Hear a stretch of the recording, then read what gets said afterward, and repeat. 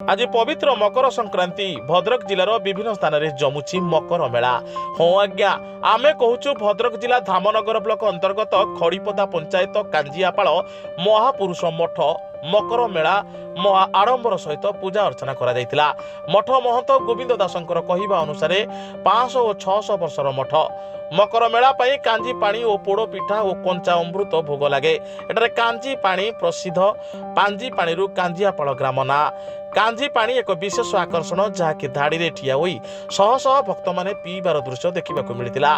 कांजी पानी पेटरे सब रोग संपूर्ण भल कर दिए। मेडिकल रु फेराई देथिबा रोगी माने कांजी पानी पी बड़ बड़ रोग भल होता है। मठरे हजार हजार भक्तों भिड़ देखा पाइथिले।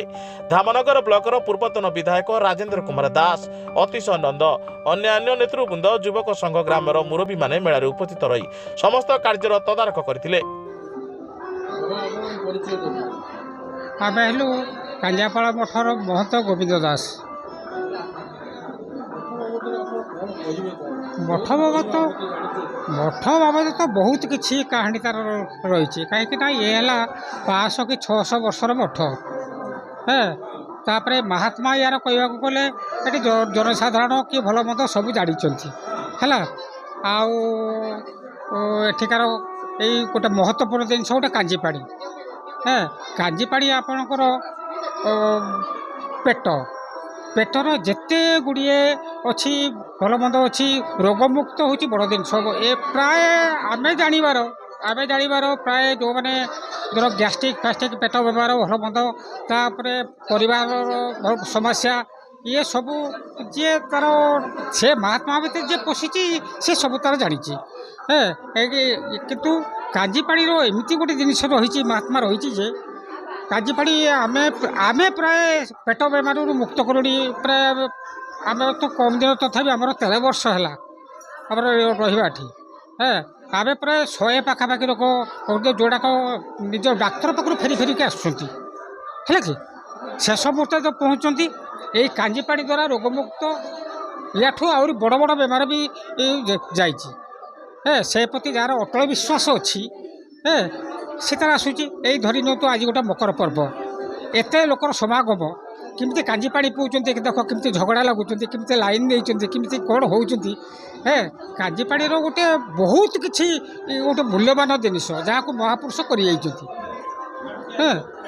ता विषय आम कौन कहूँ लोकलोचन को आप पचारि बुझे भी बहुत लोक पाखु पाइबे है।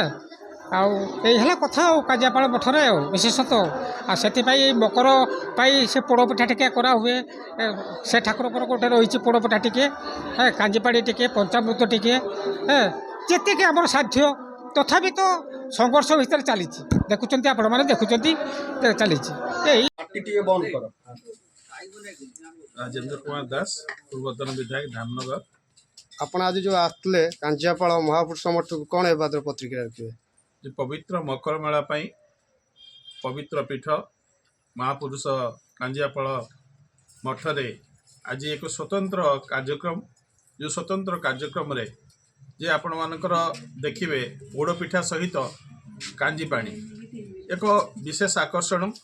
एठी विभिन्न प्रकार भद्रक जिला एवं जाजपुर जिलूर श्रद्धालु मैंने आसी सबु वर्ष भली ए वर्ष मध्य से आशीष भिक्षा करती महापुरुषों पाखर जे से कांजियापाल मठ ये अंचल समस्त को सुख रखंतु एवं भद्रक जिला धामनगर निर्वाचन मंडली एवं समग्र ओडिशा जनसाधारण को भल रखंतु बोली मु आज से महापुरुष पीठ रे प्रार्थना करुछि। धन्यवाद। भद्रक जिलूर उद्धव चरण राउतଙ୍କ रिपोर्ट साई सत्य न्यूज।